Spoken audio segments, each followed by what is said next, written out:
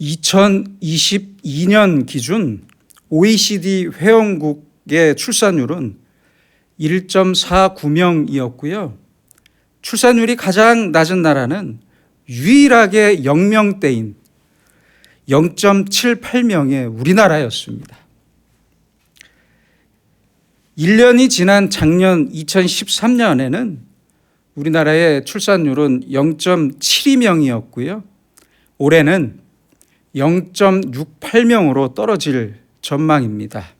그런데 왜 이렇게 우리나라의 출산율이 곤두박질 치고 있는지 그 이유를 아주 조금은 알 수 있을 것 같은 뉴스를 제가 가져왔습니다.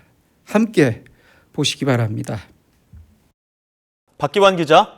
네, 사회일보입니다. 네, 임신한 교사에게 축하도 모자랄 텐데 피임을 왜 안 했느냐 이런 질책을 한 겁니까? 네, 그렇습니다. 피해 보육교사는 지난해 이곳 어린이집 개원 때부터 1년 넘게 일해왔는데요. 최근 임신 사실을 알게 됐고 내년 3월부터 내후년 5월까지 출산휴가와 육아휴직을 내겠다고 원장에게 미리 보고했습니다. 하지만 돌아온 답변은 당황스럽기 짝이 없었습니다. 오히려 피임을 왜 하지 않았느냐며 강하게 책망한 겁니다.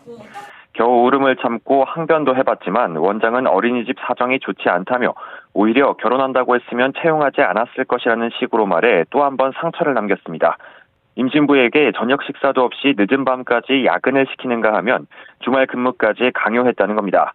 피해 교사는 결국 구청에 원장의 육아휴직 거부 사실을 신고하고 청와대 국민청원에도 글을 올려 억울함을 호소했습니다. 어린이집에서도 더 버티기 힘들어서 지금은 병가를 낸 상태입니다. 그 옛날 조선의 세종대왕은 1426년부터 관청의 노비가 출산하면 산모에게 100일 출산 휴가를 주었고 남편에게도 30일의 양육 휴가를 주었습니다. 육아 휴가죠. 죄송합니다. 육아 휴가를 주었습니다.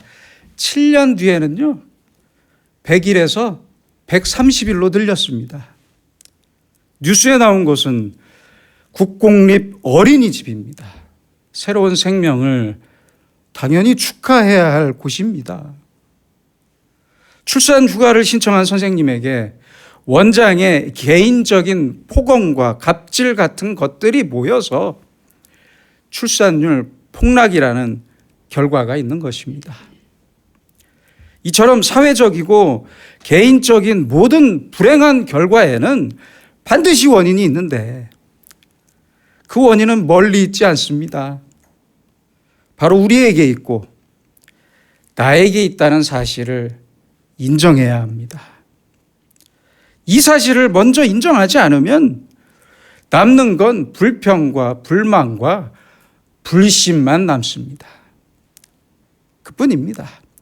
어느 온라인 커뮤니티에 100일 휴가라는 제목으로 재밌는 글이 올라왔는데요. 남성의 군 가산점 제도에 대해서 불만이 많은 어느 여대생의 글이었습니다.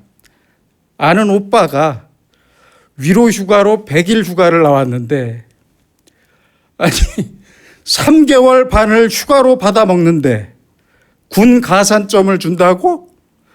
그렇게 놀고 먹으면서 가산점을 준다면 여자들도 군대 간다? 찌질이더라. 이 글에 이런 답글이 달렸습니다. 그럼 칠순잔치는 70일 동안 하냐? 100일 휴가는 입대하고 100일 후에 주어지는 3박 4일의 휴가를 말합니다. 이 여대생은 그냥 남자가 싫은 거예요. 그렇죠? 왜 이렇게 무조건 혐오하고 불평부터 하는 것입니까? 영국의 평론가인 토마스 칼라일은 이런 말을 했습니다. 길을 가다가 돌을 만나면 약자는 걸림돌이라고 하고 강자는 디딤돌이라고 한다. 그렇습니다. 장미꽃을 보면서 아름다운 장미에 왜 가시가 있냐면서 불평하는 사람도 있지만 이런 가시덩굴에서 저렇게 아름다운 장미꽃이 피었다고 감탄하고 즐거워하는 사람도 있습니다. 똑같은 상황, 똑같은 일인데 똑같지 않습니다. 똑같지가 않아요. 미국의 유명한 심리학자인 마틴 셀리그먼 박사는 동물들의 숙달된 무기력을 실험하다가 이것이 인간의 무기력증에도 그리고 인간의 우울증에도 똑같이 적용된다는 것을 알았습니다. 그래서 학습된 무기력이라는 이론을 발표했습니다. 자신이 전혀 제어할 수 없는 특정한 환경에 지속적으로 놓여진 사람은 나중에 그 환경을 바꿀 아주 쉬운 방법이 생겨도 결국에는 아무것도 시도하지 못한 채 무기력한 상태에 머물게 된다는 이론입니다. 이후 마틴 셀리그먼 박사는 학습된 행복감이라는 이론도 발표했습니다. 무슨 얘기냐고요? 무기력과 절망의 감정이 반복되면서 더욱 강화되는 것처럼 행복감이나 긍정적인 감정도 반복되면 반복될수록 더 쉽고 빈번하게 행복하게 된다는 것입니다. 아주 재밌는 이론입니다. 한마디로 말하면 무기력도 행복도 모두 학습되고 전염된다는 사실입니다. 여러분, 불행한 결과는 불편하고 불행한 상황이 만드는 게 아닙니다. 그게 아니라 내가 만드는 것입니다. 그래서 늘 불평하는 사람은 불평 제조 공장의 공장장이고 불평 제조 공장의 사장이 됩니다. 이런 사람은 그 어디에 있어도 불평합니다.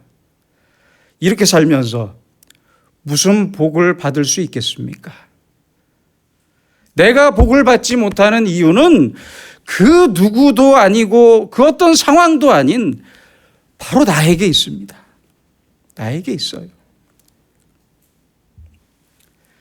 전 세계에 3천만 권이 넘게 팔린 우리는 사소한 것에 목숨을 건다라는 책의 저자이며 심리학 박사로 많은 상담을 해왔던 리차드 칼슨 박사는 많은 고민과 불평에 빠져 자기와 상담했던 사람들은 전부 자신이 처한 환경이나 자신이 가진 것에 대한 가치를 모른 채 가지지 못한 것에만 집중했다고 말합니다. 가지고 싶고 되고 싶고 하지 못한 것에만 집중합니다.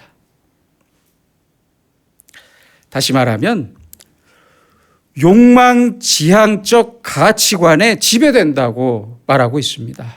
대단히 중요한 지적입니다. 내가 가진 것의 소중함이나 내가 처한 현실의 가치와 그 중요한 의미는 전혀 생각하지 않으면서 오직 가지고 싶은 것들과 상황에만 자기 욕망을 집중하며 살아간다고 말합니다. 생각해 보세요. 이것만 이루어지면 난 행복할 것이다. 그러고 살아왔잖아요, 우리. 이렇게 악착같이 살았어요. 그렇죠? 그러다가 그것이 이루어졌어요. 그럼 이번에는 무엇이 등장합니까? 저것만 이루어지면, 그렇죠? 또 저것만이라는 것이 등장해요. 저것만 이루어지면 내가 행복할 텐데, 이렇게 생각하면서 다시 불평을 시작합니다. 이 사람은 스스로 불평과 불만을 계속 학습하고 재생산하면서 오늘이라는 나의 상황 속에 끝없이 불행의 씨앗을 뿌리며 살아갑니다. 불평은 그 무엇도 바꿔줄 힘이 없어요. 불평하는 사람은 오히려 더 깊은 좌절과 절망에 빠질 뿐입니다. 이제 우리는 무엇을 어떻게 해야 하겠습니까? 예수님께서는 누가 크냐로 서로 싸우던 제자들을 12제자를 불러서 말씀하셨습니다. 누구든지 첫째가 되고자 하면 무사람의 끝이 되며 무사람을 섬기는 자가 되어야 하리라. 아주 대단히 중요한 말씀입니다. 그렇습니다. 우리가 불평과 불만족으로부터 벗어날 수 있는 가장 중요한 열쇠는 바로 겸손입니다. 겸손이에요. 제 개인적인 생각으로는 이 땅에서 살다간 모든 사람 중에서 하나님께 당연히 그리고 가장 크게 불평할 수 있는 사람은 예수님 뿐이라고 생각합니다. 그렇죠? 그렇습니다. 하나님의 아들이 인간으로 오셔서 이 땅에 오셔서 복음을 전하며 갖은 고생을 하시다가 33살이라는 젊은 나이에 가장 수치스러운 십자가에서 죽으셨습니다. 그래서 예수님은 이 땅에 계실 때 그 누구보다 불평할 수 있는 분이셨습니다. 그렇잖아요? 그러나 사람의 모양으로 나타나사 자기를 낮추시고 죽기까지 복종하셨으니 곧 십자가에 죽으심이라. 그러나 예수님께서는 바로 이 빌립보서 2장 8절의 사도 바울의 말씀처럼 자기를 낮추시고 죽기까지 복종하셨고 십자가에 죽으셨습니다. 33살에 요절하셨어요. 이 겸손으로 하나님의 말씀대로 사셨고 말씀대로 죽으셨습니다. 겸손한 사람은 이렇게 말합니다. 나는 이렇게 부족한 사람인데 하나님께서는 왜 이렇게 많은 복을 주셨을까?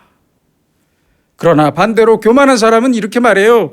나는 충분히 복을 받을 사람인데, 그렇죠? 왜 이렇게 불행할까? 왜 불행한 일은 멈추지 않을까? 부부 사이를 생각해 보세요. 겸손한 사람은 배우자를 볼 때 내가 어떻게 이렇게 좋은 사람을 만났을까? 하나님 감사합니다. 그래요. 이렇게 생각해요. 그런데 교만한 사람은 내가 어쩌다가 저런 놈하고 결혼했나? 예, 아내를 볼 때는 니은 받침이라 제가 말을 안 하겠습니다. 내가 어쩌다 저런 놈하고 결혼했나? 그때 연마을 철수 오빠하고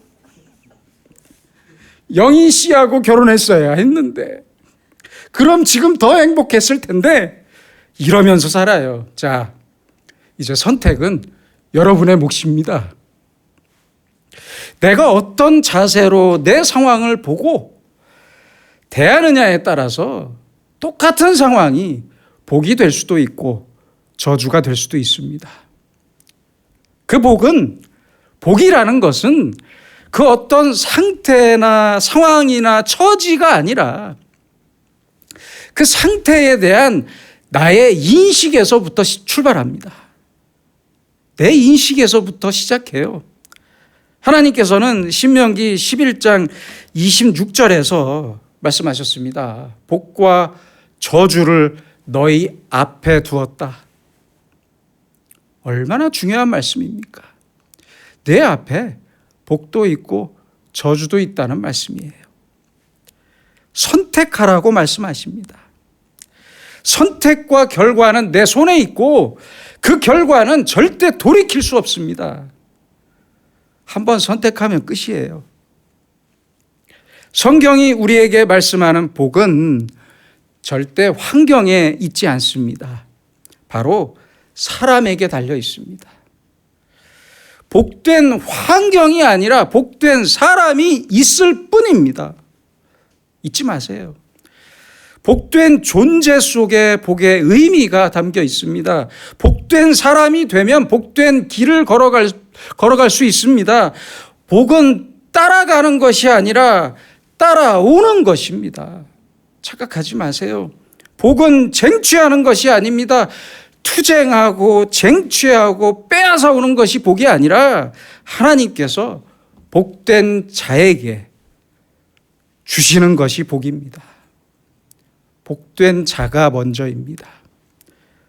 오늘 본문에서는 복받는 비결을 아주 대단히 간단하게 말씀하고 있습니다.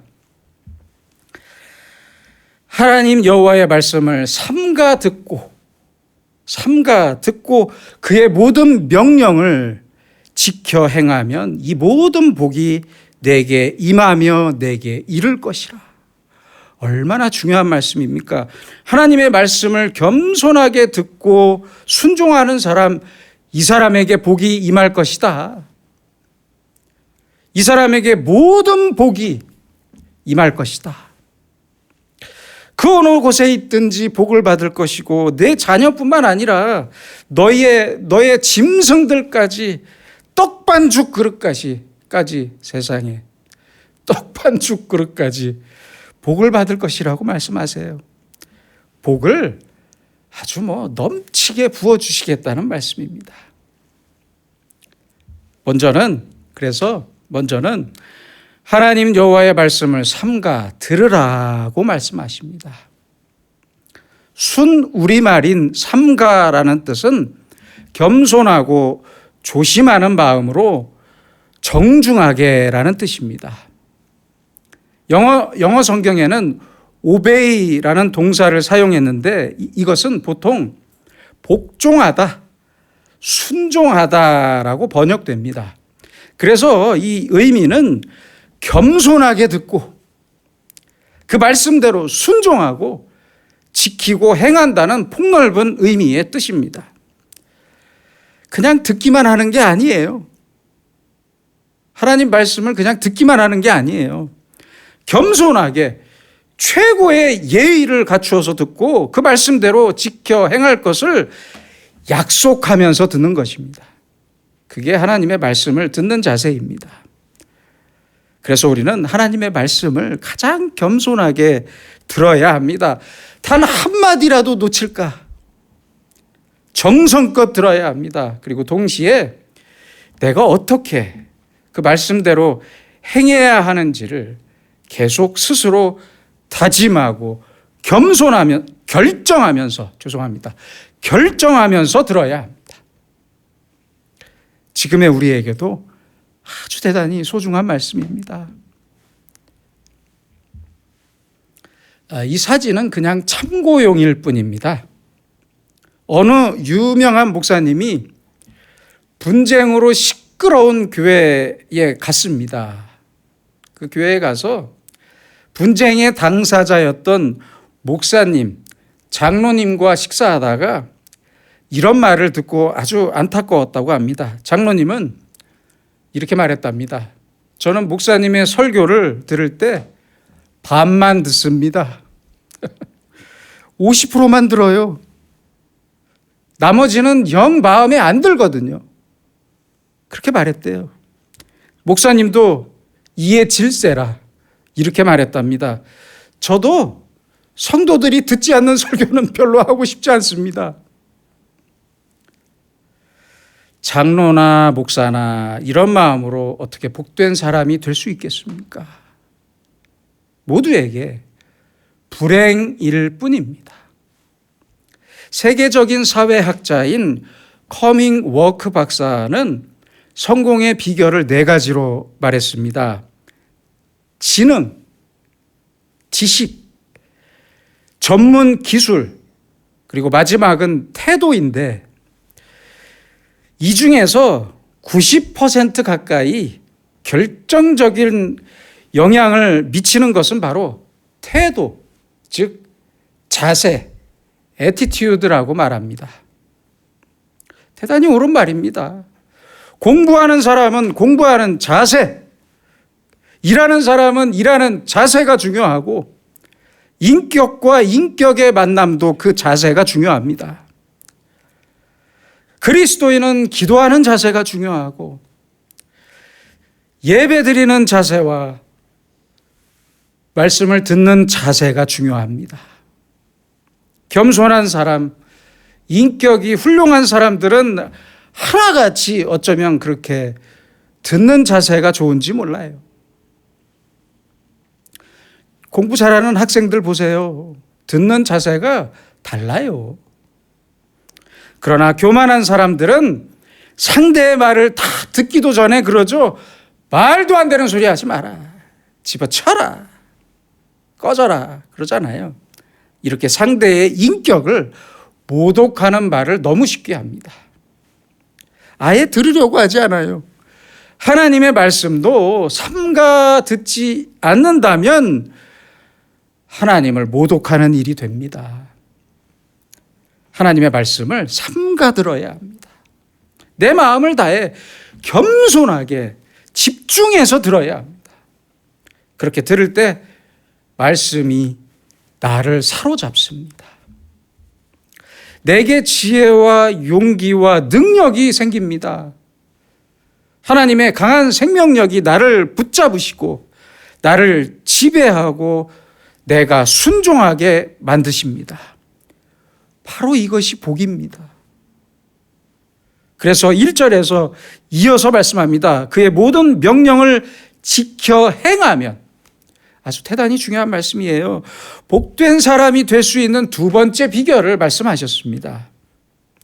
하나님의 말씀을 삼가 들었다면 이제 그 말씀을 그대로 지키고 행해야 합니다.